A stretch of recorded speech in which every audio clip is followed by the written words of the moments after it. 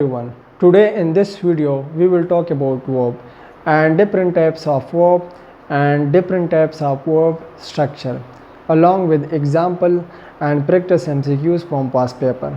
ठीक है, तो वर्ब के जितने भी टाइप्स है उसको भी डिस्कस करेंगे और उसके पास पेपर में जितने भी MCQs आए हुए हैं उसको भी आज की वीडियो में डिस्कस करेंगे।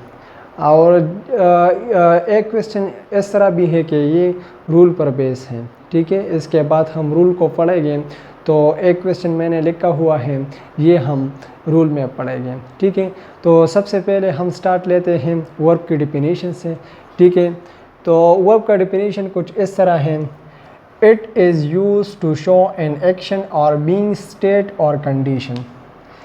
इससे पहले जितने भी हमारे जो लोअर क्लास से लाइक 10 क्लास 9 क्लास और 8 क्लास, इसमें हम जब डिफिनीशन करते थे तो इस तरह कहते कि वो एज एन एक्शन वर्ड। ठीक है, तो वहाँ पर हमने सिर्फ़ और सिर्फ ये सीखा था कि ये एक्शन शो करता है, लेकिन ये सिर्फ़ और सिर्फ एक्शन को नहीं बल्कि ये किसी स्टेट किसी कंडीशन को भी शो कर रहा है।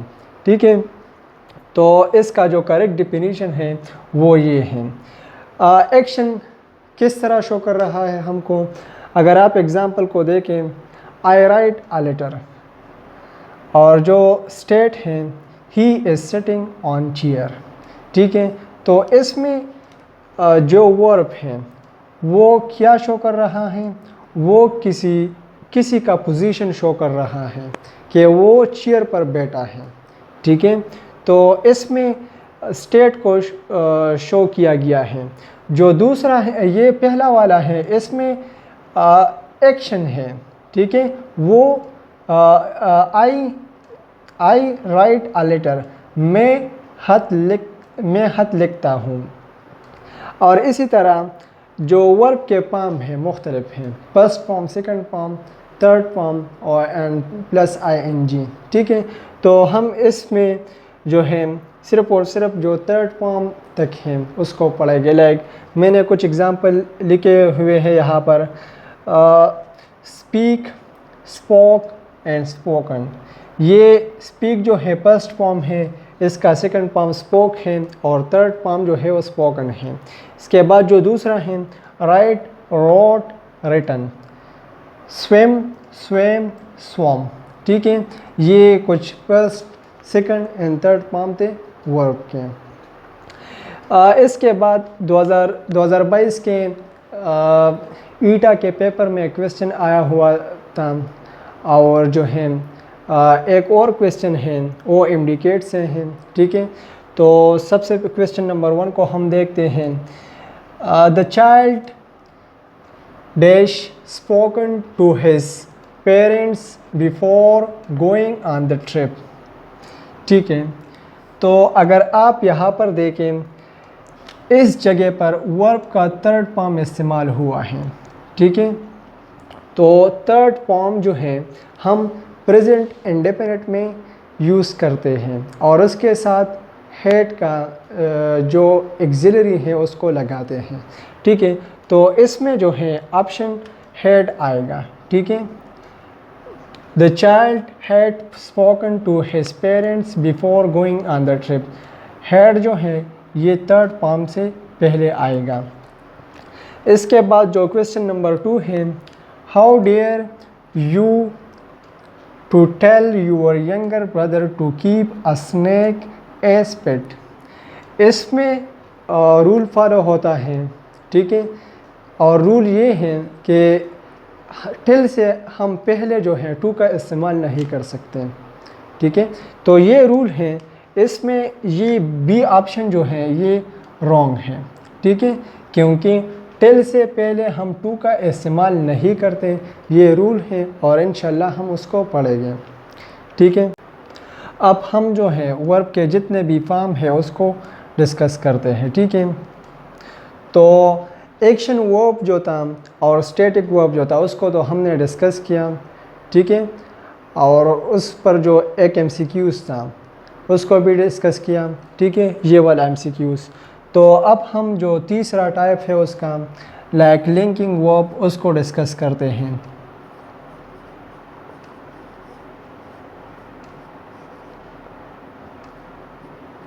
Linking verb, it is used to connect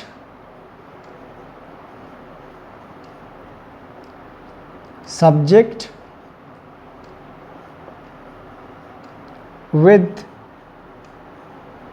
complement।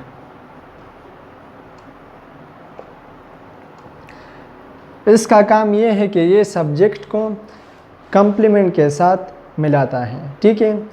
उसका स्ट्रक्चर हम किस तरह लिखते हैं और उस पर किस तरह एमसीक्यूज आते हैं। स्ट्रक्चर कुछ इस तरह है, like subject plus axillary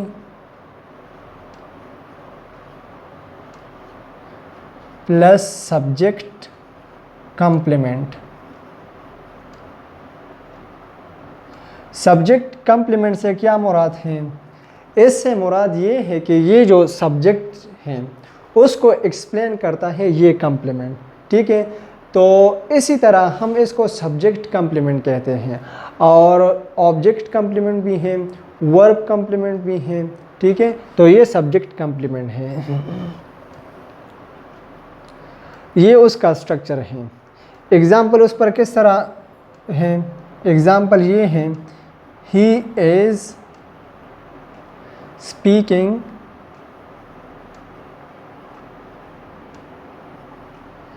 English, या he is a student.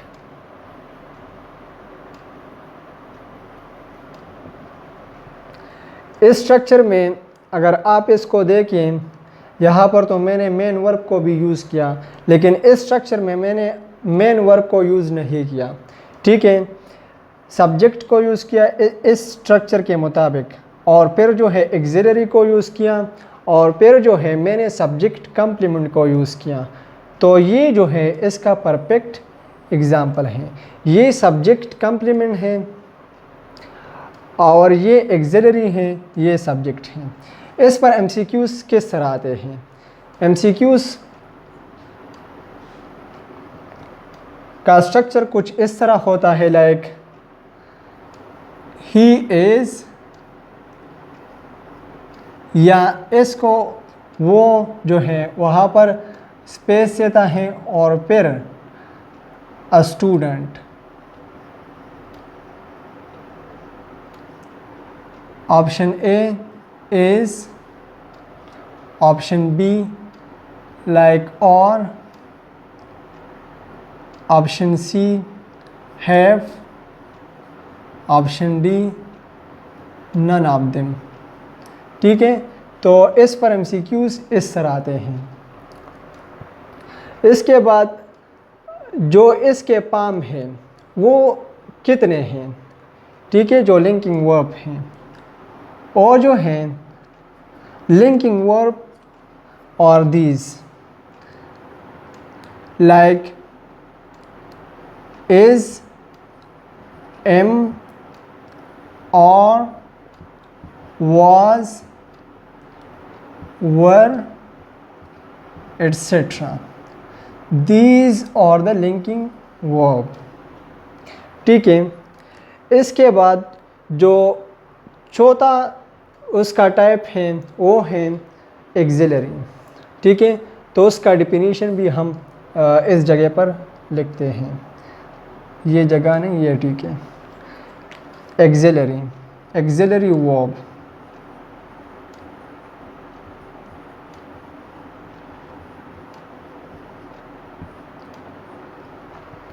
Axillary verb जो है it is use to show time, tense, number of subject. ये एक्सिलरी वर्ब हमको ये शो कर रहा है, ठीक है, कि किस टाइम पर, टाइम और टेंस, इसका मतलब ये है कि पास्ट जो है, पास्ट में पास्ट इंडेफिनिट, पास्ट कंटिन्यूअस, इस तरह जो पास्ट परफेक्ट, ठीक है। तो ये हमको जो है टेंस प्रेजेंट करता है या टाइम प्रेजेंट करता है, ठीक है, या number of subject. Number of subject के मुताबिक हम सेंटेंस में एक्सिलरी को पुट करते हैं। एक्सिलरी कौन कौन से हैं? दे और, इज, एम और, was, were, shall, will, do, does, did, etc. These are the auxiliary verb, ठीक है। तो इस auxiliary और linking verb का जो है ये इसको हम हेल्पिंग वर्ब भी कहते हैं। इसका जो MCQs हैं, इन दोनों का एक जैसा MCQs आते हैं। ईटा में तो आसान MCQs आते हैं, लेकिन अगर आप MDCAT को देखें तो उसमें थोड़ा सा डिफ़िकल्ट MCQs आते हैं अकॉर्डिंग टू दिस स्ट्रक्चर, ठीक है। इसके बाद हम जो पांचवा टाइप है लाइक मॉडल वर्ब, उसको डिस्कस करते हैं।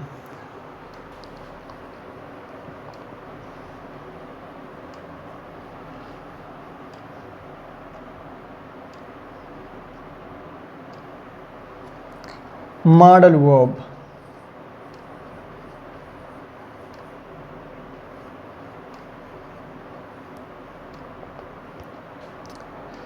हम डिफिनीशन से स्टार्ट करते हैं। It is use to show या to express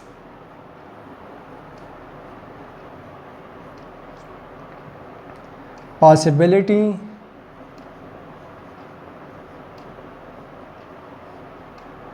ability,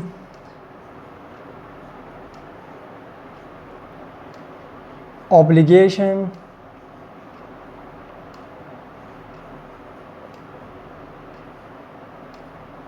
and permission।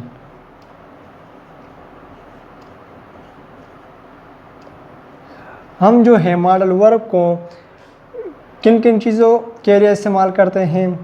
Possibility के लिए इस्तेमाल करते हैं, एबिलिटी के लिए इस्तेमाल करते हैं, ओब्लिगेशन के लिए इस्तेमाल करते हैं, और अगर किसी से परमिशन को मांगना हो तो इसके लिए हम मॉडल वर्ब को इस्तेमाल करते हैं, ठीक है। मॉडल वर्ब कौन सी हैं? कैन, कुड, विल और वेल, या ये भी ठीक है, लेकिन ये कुड जो हैं ज़्यादा बेहतर हैं। वुड, मे, माइट, शुड, ये जो है ये मॉडल वर्ब हैं।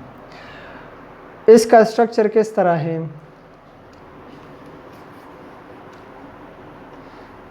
हम अगर सेंटेंस को बनाते हैं तो इसका स्ट्रक्चर हम इस तरह यूज़ करते हैं। लाइक ये मेन वर्ब से पहले आते हैं, लाइक सब्जेक्ट प्लस जो मॉडल वर्ब है, modal verb plus main verb, ये तो एक जैसा हो गया। Main verb plus other words, ठीक है। इस स्ट्रक्चर के मुताबिक हम यूज़ करते हैं। और इसका एग्ज़ाम्पल कौन सी है? एग्ज़ाम्पल नंबर 1, मैं, आई कम इन सर, ठीक है। तो इसमें इस मॉडल वर्ब ने क्या शो किया?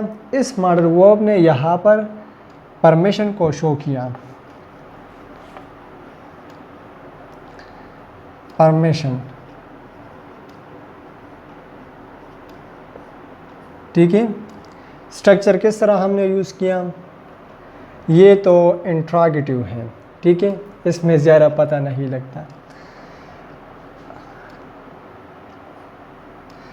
जो दूसरा एग्जाम्पल है लाइक जो पॉसिबिलिटी को शो करता है वो है it may be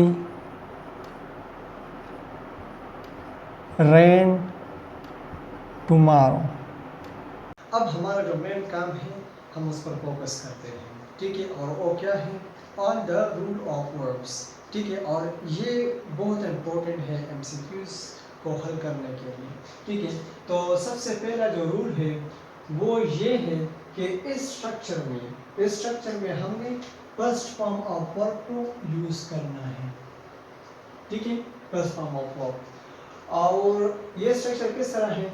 like subject plus no और learn plus how two plus first form of verb, ठीक है। और ये स्ट्रक्चर हम कौन सी जो सेंटेंस है और कहाँ पर हम इस्तेमाल करते हैं, ठीक है। तो ये हम इस्तेमाल करते हैं अगर किसी का स्किल जो है, किसी का किस चीज़ में स्किल है या उसका किसी चीज़ का नॉलेज है, ठीक है, या उसका एक्सपीरियंस है, तो इन चीज़ों में हम इस स्ट्रक्चर को इस्तेमाल करते हैं, उस पर हम एग्जाम्पल करते हैं कि किस तरह। Like for example he knows how to swim, ठीक है।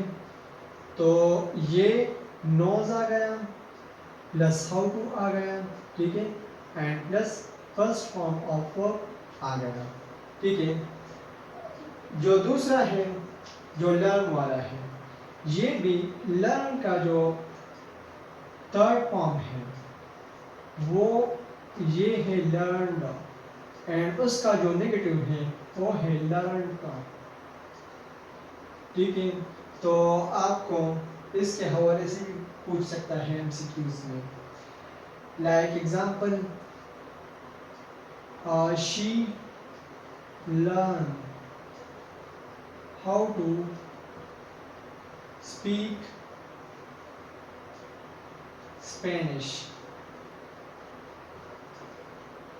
ठीक है। तो ये जो है इस जगह पर उसने किसी का स्किल जो है इंट्रोड्यूस किया, और यहाँ पर स्पीक इंग्लिश उसका नॉलेज दे, और नॉलेज भी है और स्किल भी है, ठीक है, और एक्सपीरियंस भी है। तो इसी तरह स्ट्रक्चर में आपने किस चीज़ का यूज़ करना है? फर्स्ट फॉर्म ऑफ वर्ब का यूज़ करना है।